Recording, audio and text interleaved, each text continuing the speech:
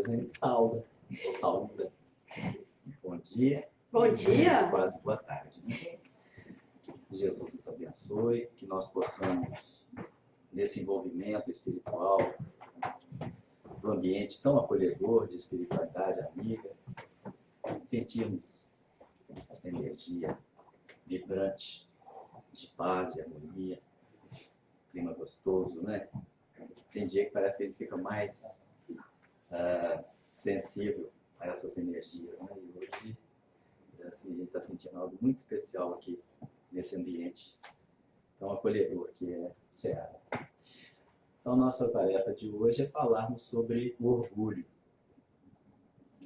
E falar sobre orgulho é fácil, demais, é difícil. É um companheiro de priscas eras, né? É um companheiro que a gente carrega conosco de muitas e muitas experiências e que nós precisamos de alijá-lo da nossa companhia. Tem que colocar ele para correr. É um companheiro e em determinados aspectos a gente sente conforto com a sua presença, mas quando em grande realidade ele só nos traz desconforto, porque nos envolve numa teia de energias que nos compromete tanto a vida presente, mas principalmente a nossa vida futura, que é um dos princípios fundamentais da doutrina espírita. Obviamente isso engendrado na lei de causa e efeito. Por isso nós escrevemos aqui, orgulho. Eu tinha feito a princípio um acróstico, mas eu pensei assim, acróstico é um aspecto poético, quando a gente coloca o nome de uma pessoa querida, de uma pessoa amada, né? Para fazer ali um poema.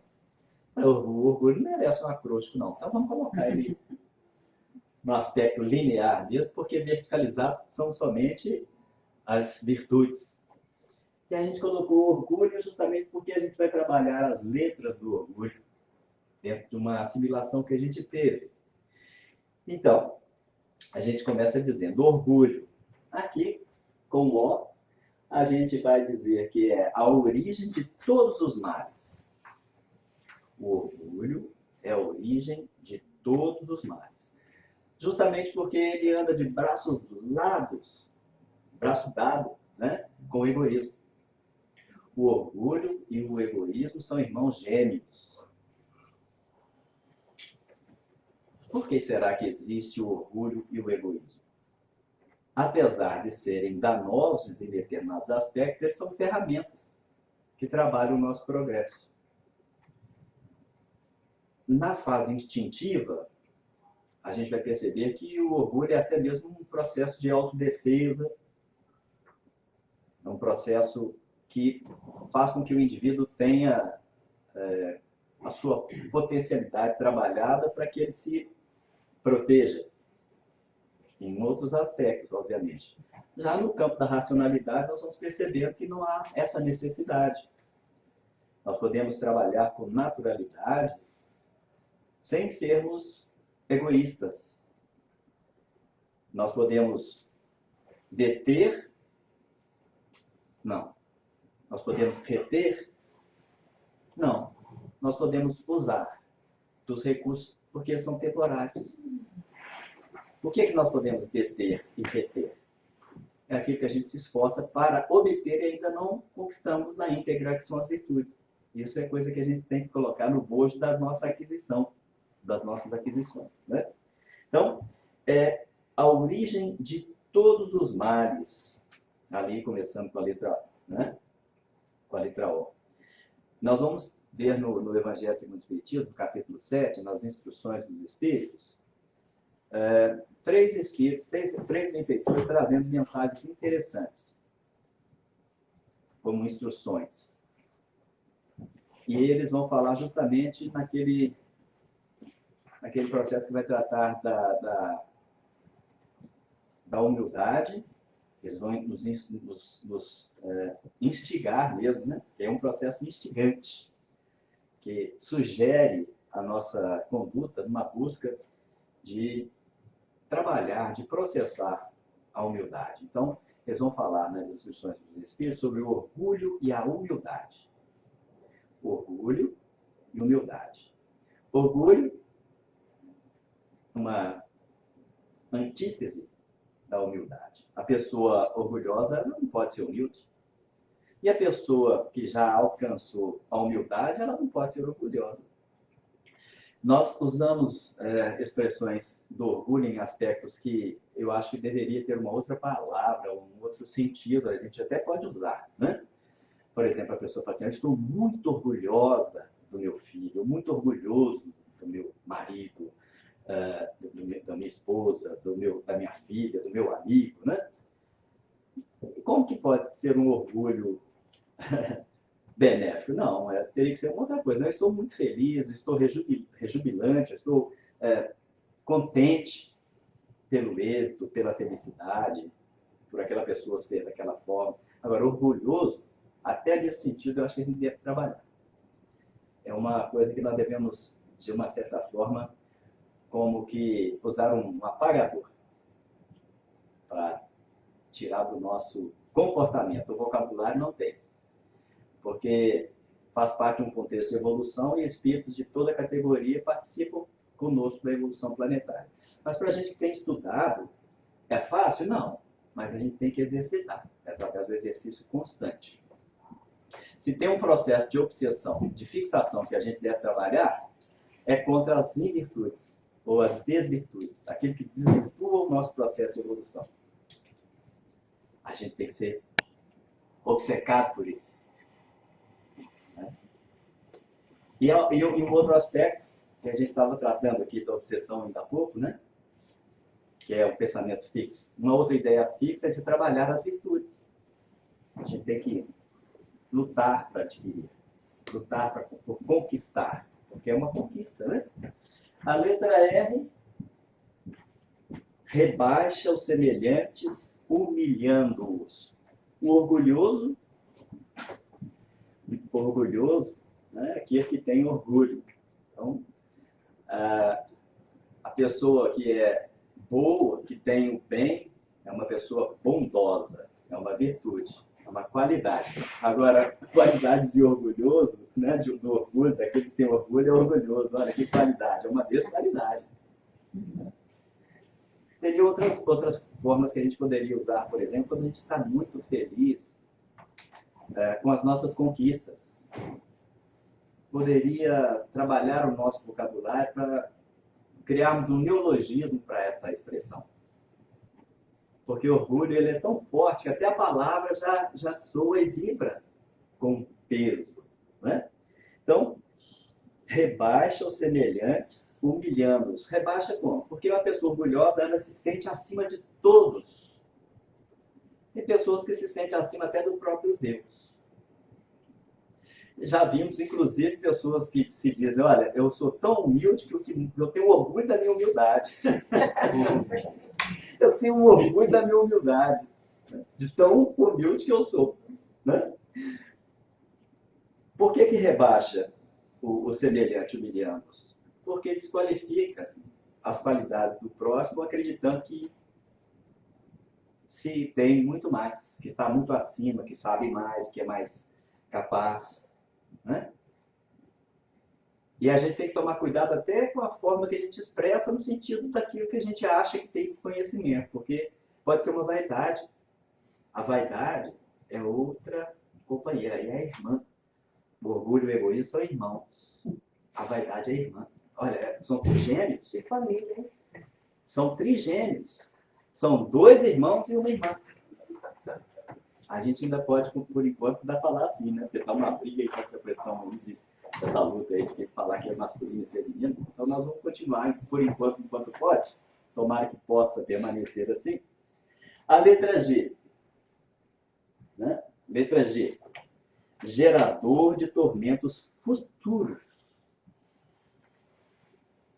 O orgulho é gerador de tormentos futuros. Quando não, na própria existência. O indivíduo pode passar por uma finalidade da lei de causa e efeito. Mas, como a gente tem que falar de vida futura, por causa das questões que nós devemos trabalhar em nós para sermos felizes, para nos libertar, Jesus disse, o meu reino ainda não é desse mundo há 2000 anos e continua ainda não sendo. Para algumas pessoas começa a se estabelecer o reino dele.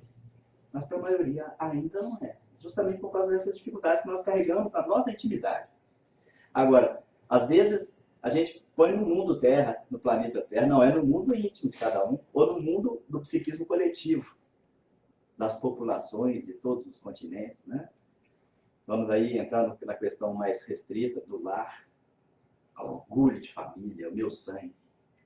Meu Evangelho Espiritismo, inclusive, disse, né, que a química não conseguiu, isso há 200 anos atrás, a química não conseguiu estabelecer nenhuma diferença entre o sangue do nobre e do plebeu.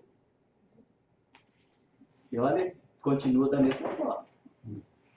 Continua da mesma forma, tanto que uma pessoa muito simples, muito pobre, pode salvar a vida de um arquimilionário apenas com a doação do plasma, que é uma parte, né, do sangue. Nem é o sangue completo, uma partezinha, apenas com plasma. E tem uma outra questão agravante, que é o sofrimento voluntário. Quando a gente percebe que a gente tem a dificuldade na questão do orgulho, da vaidade, do egoísmo, a gente tem que atacar esses males através do esforço, de busca de mais e mais conhecimentos, porque à medida que a gente vai abrindo o leque do conhecimento, a gente vai percebendo os nossos pontos de vulnerabilidade. E aí a gente vai percebendo, olha, eu preciso trabalhar mais nessa questão. Eu sou tão humilde, mas tão humilde, né? Que eu fico impressionado com a minha humildade. Então, aí já é um ponto para você trabalhar. Ah, não, eu tenho orgulho da minha família, do meu sangue, eu tenho orgulho da minha casa espírita. Então, vou mudar. Eu tenho amor, tenho gratidão. A lisonja, ela é perniciosa. Agora, o incentivo é benéfico. É benéfico. O sofrimento voluntário é justamente porque a pessoa que é orgulhosa, ela vai estar sempre ferindo o seu semelhante em algum ponto. Até, às vezes, a presença da pessoa já traz constrangimento para uma pessoa simples. Uma pessoa humilde, que ainda está trabalhando nesse campo, em que, na maioria das vezes, também tem a timidez, que é outro problema sério. Aí já é prima, né? A timidez é prima. Já não entra no aspecto tão acirrado da família, não. Mas é uma desvirtude também. Porque a pessoa tímida, ela acha que ela é humilde. Não é. A pessoa tímida, ela tem dificuldade de relação, de inter-relação, inclusive até interpessoal. Até com você. Porque ela não se aceita em determinados aspectos, aí ela vai descobrir que isso é orgulho. Ela vai descobrir que é vaidade ferida. E a questão dos tormentos voluntários é justamente isso. Se a gente não ataca enquanto a gente está tendo a ferramenta do conhecimento, no futuro a gente vai perceber que nos causou várias dificuldades.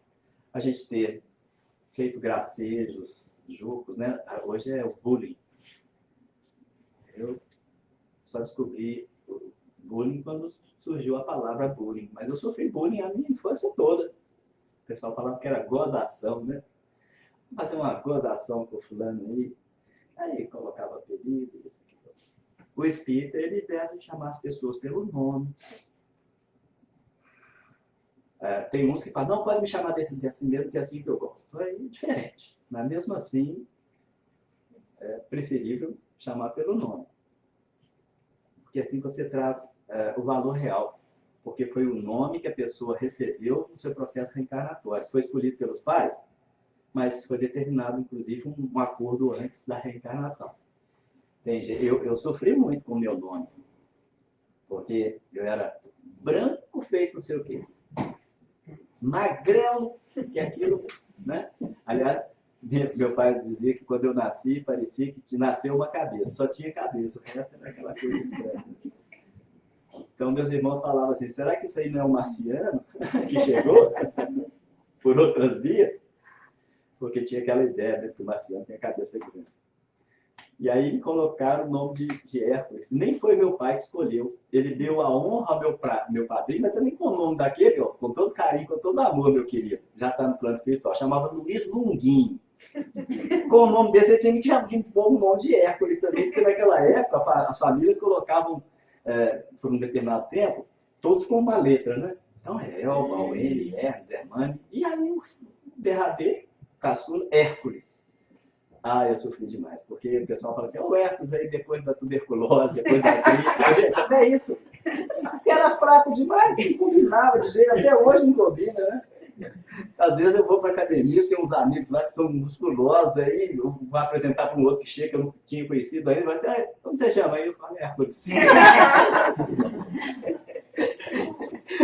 Isso é karma, porque né, ele devia ter sido muito forte, né? E aproveitei dos fracos.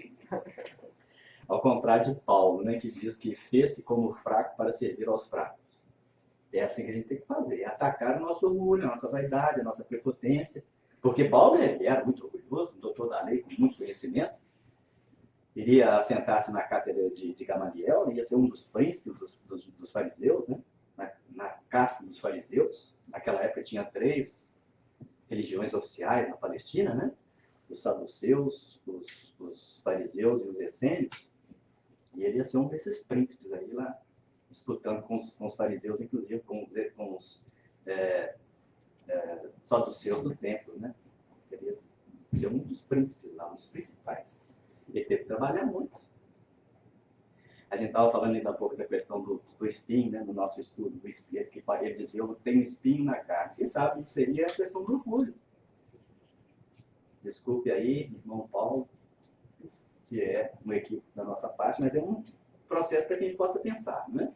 Ele dizia que tinha um espinho que era cravado profundamente na sua carne, ou seja, tinha algo que incomodava na sua transformação e que ele lutava muito para vencer e superar.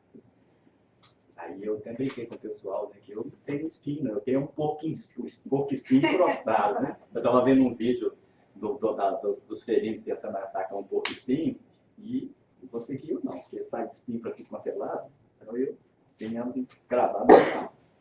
Então a letra U, ele é usurpador interno da própria liberdade. Olha que coisa interessante. A gente permite que a gente seja roubado pelo nosso próprio sentimento. A gente quer ser extremamente valorizado em determinados pontos que a gente ainda não conquistou e que precisa ser trabalhado. Né? A gente permite que o orgulho roube qualidades, roube virtudes, porque ele, claro, já está falando, né, que a maior chaga da humanidade é o orgulho e o egoísmo. Então, se eu tenho orgulho, com certeza está evitando aí de dar acesso. O orgulho ele toma conta das prateleiras das aquisições superiores. Então, se eu não fizer espaço para virtudes, a humildade não vai se aconchegar ali naquele compartimento que ela está reservado para trabalhar. Né? E é o uso equivocado do livre-arbítrio. A pessoa orgulhosa, ela está se submetendo a um processo de obsessão futura, onde ela não terá liberdade de escolha. E aí a gente vai perceber grandes senhores de engenhos que reencarnam em situações de miséria, porque não souberam utilizar e por estarem naquela condição. Isso estão nas obras psicografadas. Tem um caso de uma senhorinha, eu não lembro se é no nosso lar, vocês me ajudem aí. Ela está sendo recolhida na zona umbralina depois de um longo período.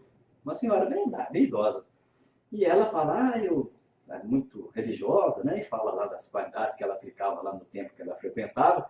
Mas daí a pouco ela tem aquele pensamentozinho dando chibatada para os lados, querendo bater nos escravos, né? Porque ela era superior, que ela era senhora de engenho e assim. Seu inferno.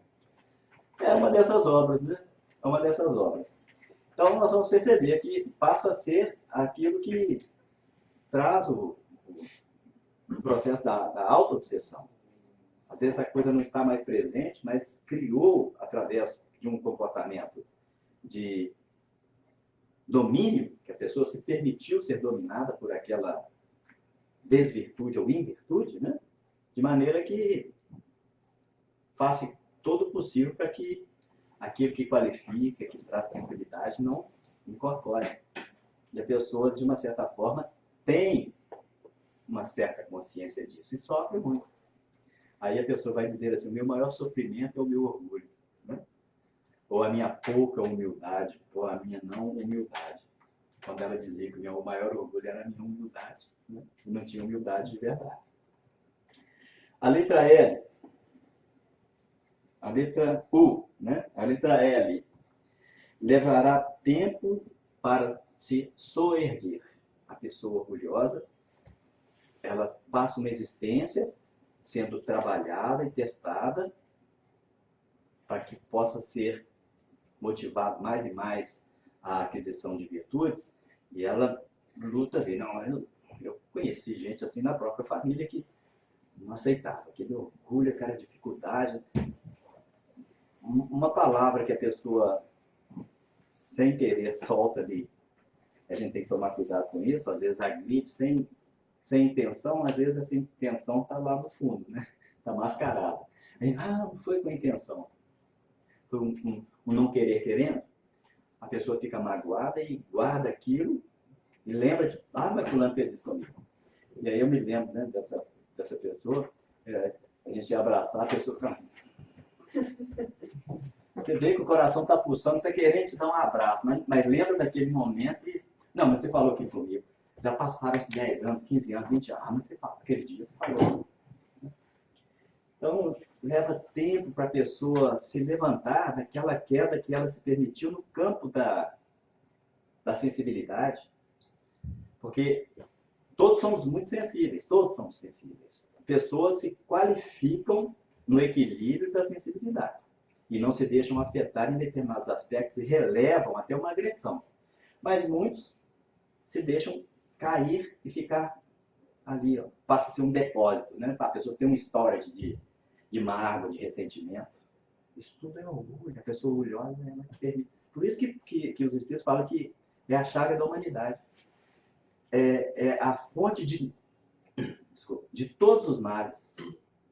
A origem de todos os males, o orgulho e a vaidade. E o egoísmo. O orgulho e o egoísmo. Né? Então, leva tempo a reconquista. Não é reconquista, não. O reequilíbrio. Porque a gente tem um determinado ponto, caiu, até você voltar naquele ponto, né? Para depois trabalhar valores. Que é uma constante. A evolução e o progresso se passa através da aquisição desse patrimônio que um dia se torna inalienável, que são as virtudes.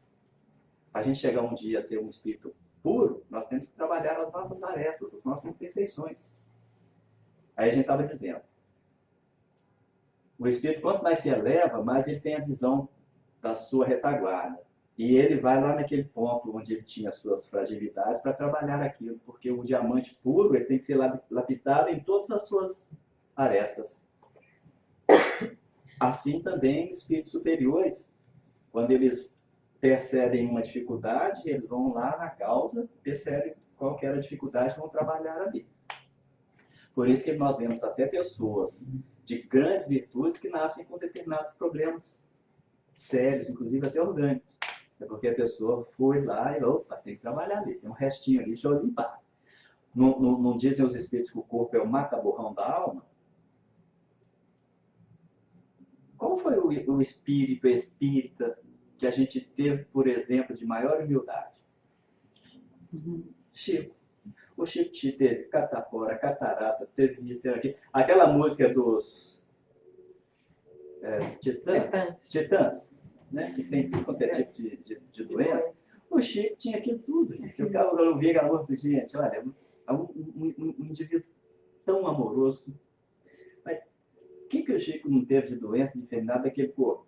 É um espírito que percebe a necessidade de purgar e de limpar, aproveitando esse mata-borrão. Você sabe o que é mata-borrão? Nem usa-se isso mais, porque hoje é outro processo. Lembra na indústria têxtil, antigamente, quando eles iam fazer a coloração ou a estampa dos tecidos? E, inclusive, eu até usei, teve uma época que fazia-se muito calça de mata-borrão. Tem essa. Lembra? Eu tinha uma calça de mata-borrão. Fazia com a boca dessa larga. Às vezes a gente tropeçava e quase que caía, tropeçava na boca da pantalona, chamava pantalona, boca assim. Então o mata-borrão, na esteira em que vai fazer a estampa, tem esse tecido mais grosso, por baixo, que ele pegava todo o envasamento, tudo que era excesso para o tecido que está sendo estampado sair perfeito. Então ele absorvia as imperfeições, o excesso da tinta. Então o corpo é o mata-borrão da alma por isso. Ele absorve tudo que está na alma para purificá-la. É uma analogia extraordinária, né? A letra H. A letra H. Haverá pranto e ranger de dentes. Isso em tratando-se de vida futura. Jesus fala isso, uma parábola, né? Inclusive, é uma das parábolas que mais a gente deve se trabalhar, que é a questão do processo da seletividade, que será lançado nas trevas exteriores, onde haverá pranto e ranger de dentes. Isso não é sempre no futuro, é o futuro de cada reencarnação. Porque a gente é submetido a determinadas provas que são necessárias a um processo natural de evolução, mas o problema maior e agravante, que traz mais sofrimento, são as expiações. É onde o mata-borrão tem que absorver. E aí fica mais pesado, né? E o corpo, ele vai extrapolar, com certeza, por consequência natural, por ele ser este purificador da alma, um dos processos da reencarnação, um dos grandes benefícios da reencarnação, entre vários, é esse, né? Ele absorve e ali ele demonstra a nossa enfermidade. Então, pessoa que tem problema cardíaco, pessoa que tem problema de asma, pessoa que tem problema disso, daquilo, cada dificuldade tem um porquê. Ah, é só o corpo que está doente, o espírito não, a alma. Não, tem trabalhos ali sendo feitos. Tem trabalhos ali sendo feitos. No aspecto, a Débora tem conhecimento e mais propriedade para falar sobre esse, né, da condição do indivíduo nos aspectos da psicologia. Né? E aí a gente já entra no ó. O seu próprio mal será o remédio, que a gente já está falando, que é a lei de causa e efeito. Então, uma pessoa que é orgulhosa, ela vai ser trabalhada. E muitas vezes, quanto mais ela orgulhosa é, quanto maior a extensão do seu orgulho, será maior a dor e o sofrimento. Maior será a sua expiação.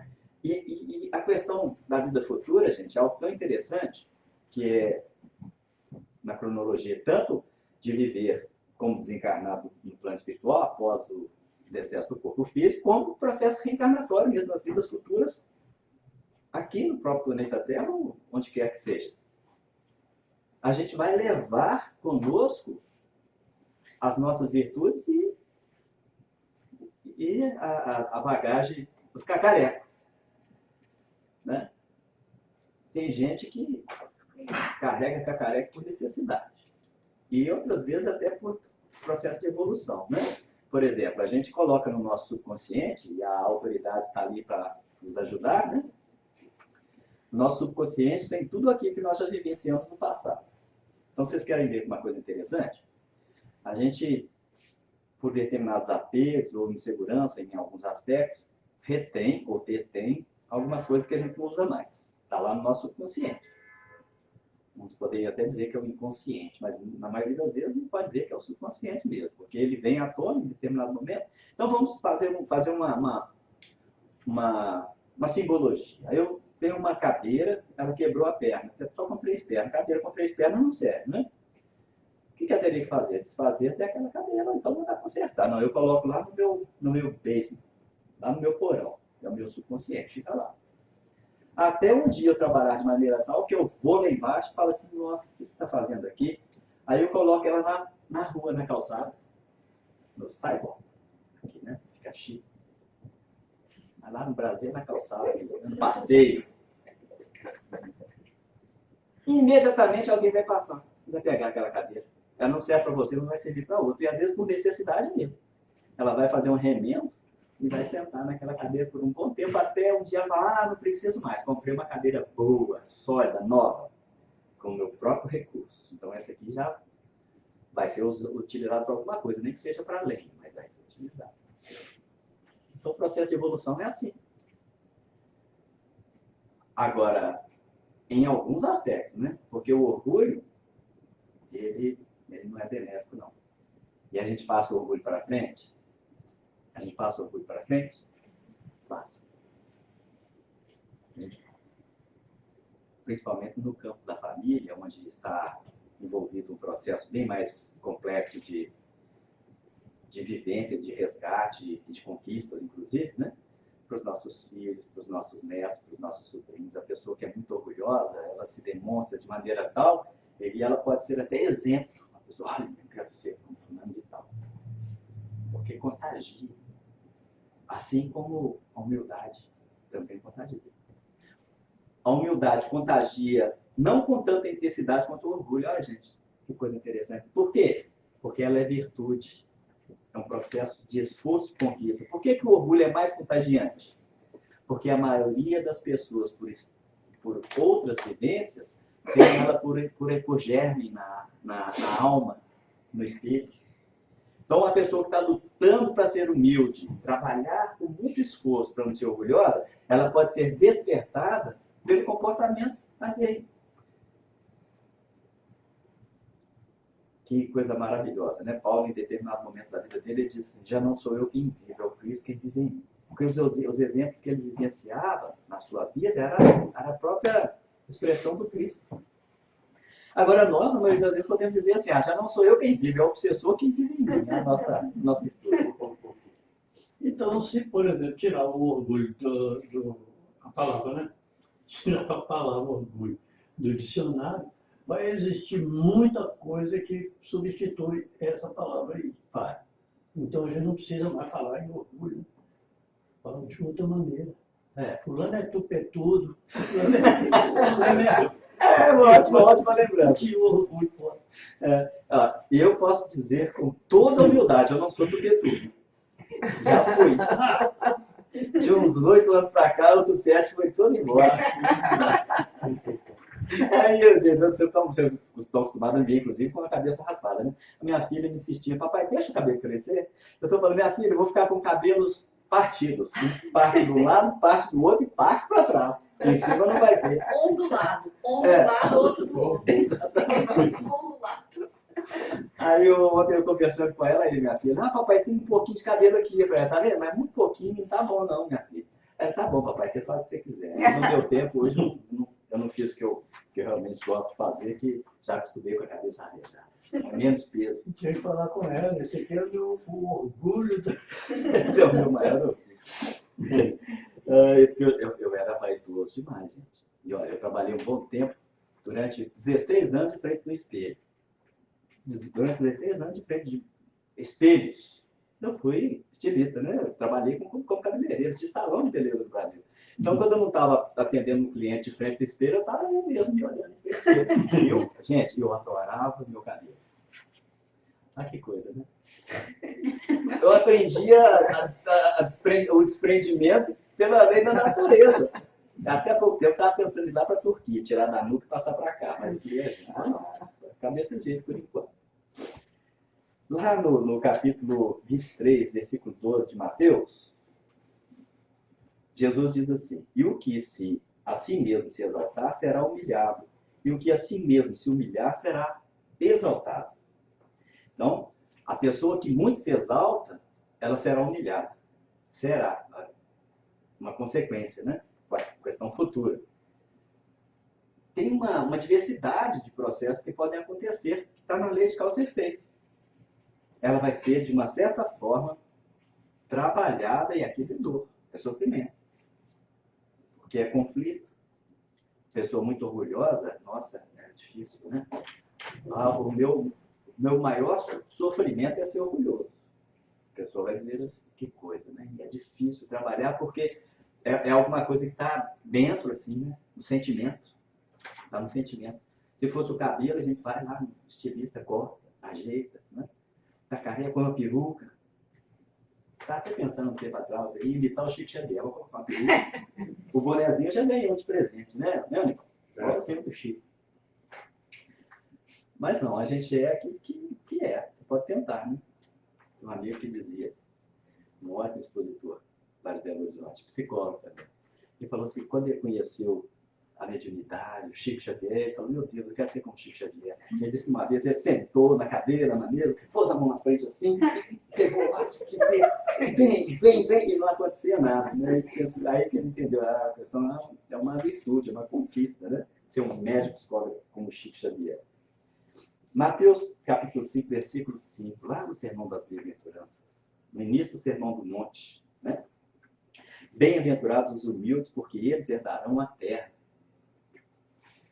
Olha, gente, que coisa interessante, falando novamente de vida futura e o reflexo das nossas ações atuais na nossa vivência futura. Ele fala, herdarão. Então, se a gente estiver exercitando a nossa humildade, que a humildade ela faz parte do coletivo, mas ela é individual, cada um exercita a sua, e obviamente pondera a reflexão dentro daquilo que lhe pesa mais.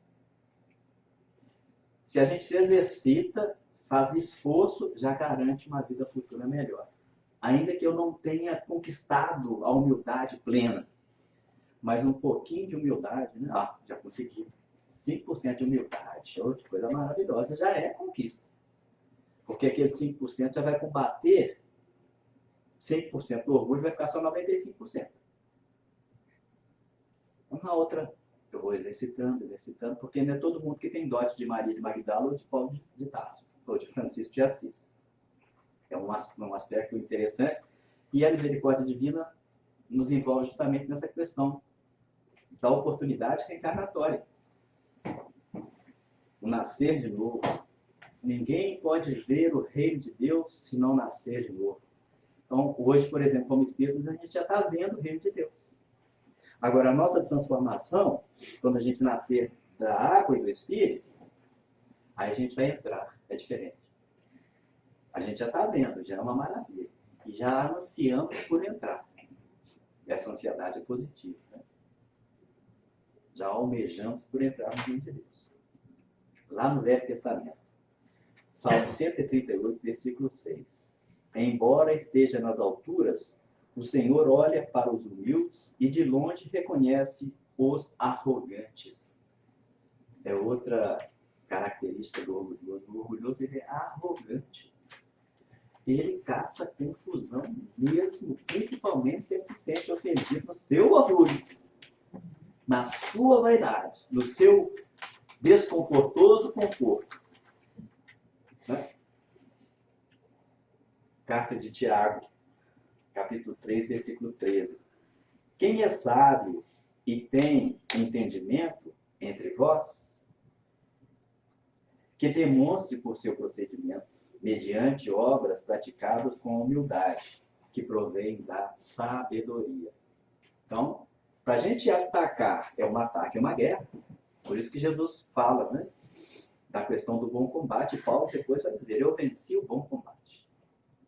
Mas é preciso da sabedoria, que é uma das asas da evolução. Amor e sabedoria.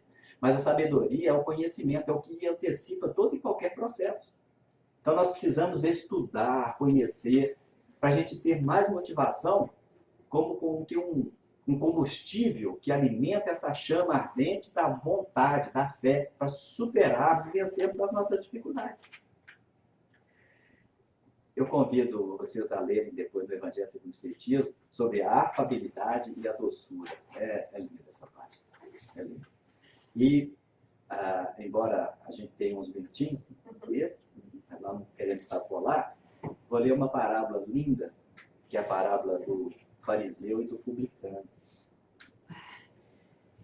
E disse também esta parábola a uns que confiavam em si mesmos, Jesus. Então, há uns que confiavam em si mesmos. Então, Jesus ele direciona segundo as necessidades de cada indivíduo. Crendo que eram justos e desprezavam os outros. Olha que coisa interessante. Falando isso no Evangelho.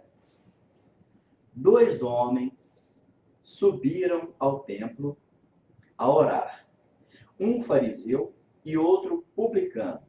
O fariseu, estando de pé, orava consigo desta maneira, porque o fariseu tinha conhecimento da lei, né? Os 10 mandamentos, a lei de Daniel, a lei de Moisés, ele batia no peito. Né?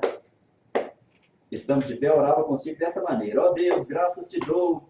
E eles faziam assim. Inclusive, é narrado pelos próprios evangelistas da forma que eles faziam. Né? Eles batiam forte no peito. Tem uns lugares aí que eles usam essa prática. Graças te dou porque não sou como os demais homens. Então já se distingue, né? Roubadores, injustos e adúlteros, que ainda como este publicano do lado. Publicano, ele era odiado, detestado pelos hebreus, pelos judeus, né? Jejum 2 vezes por semana. A gente devia ser bem magrinho, né? E dou os dízimos de tudo quanto possuo. Mentiroso, eles não faziam nada disso, principalmente o fariseu.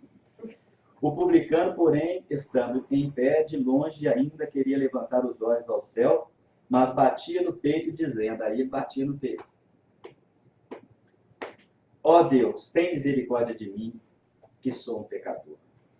Aí Jesus vai dizer assim: digo-vos que este desceu justificado para a sua casa, e aquele, por qualquer motivo, que a si mesmo se exaltava, né, se exaltara, será humilhado de qualquer maneira, porque ele não desceu justificado, o outro sim. Então ele fala que o publicano, que o fariseu, que o samaritano desceu justificado. E aí Jesus vai narrar, inclusive, até a parábola do bom samaritano, que na realidade até alguns dizem que não tem o bom não, que é o samaritano mesmo, porque eles colocaram o bom já para fazer uma distinção de samaritano. Mas podemos assimilar dessa forma. Então, nós vamos percebendo que Jesus ele nos dá ferramentas, ele nos dá orientações com muito amor, com muito carinho. Por isso que ele falava: quem tem olhos de ver, que ouça, que veja; quem tem ouvidos de ouvir, que ouça. Quer dizer, cada um segundo a sua evolução e o seu entendimento. Mas o conhecimento é imprescindível. Quanto mais a gente estuda, e o que a doutrina espírita tem feito conosco, né? A gente acompanhou ao longo do tempo, inclusive a gente vai trazer de nós mesmos quantas dificuldades a gente tinha, não conseguindo selecionar todas as virtudes e qualificar todas as virtudes. Mas quantas dificuldades que a gente tinha e que a gente já pôde trazer de uma certa forma de melhora. Inclusive no plano da própria sensibilidade, né? Coisa que a gente não percebia, não sentia, e hoje a gente, por exemplo, está num ambiente desse, a gente sente um algo diferente, um algo especial. Então é isso. Esse camarada aqui tem que deixar de ser nosso companheiro. Nós temos que fazer assim com ele, olha. Tchau. Pode ser de trás para frente ou de frente para trás, pegando no meio, mas ele tem que sumir. Muito obrigado, gente. Você está fazendo.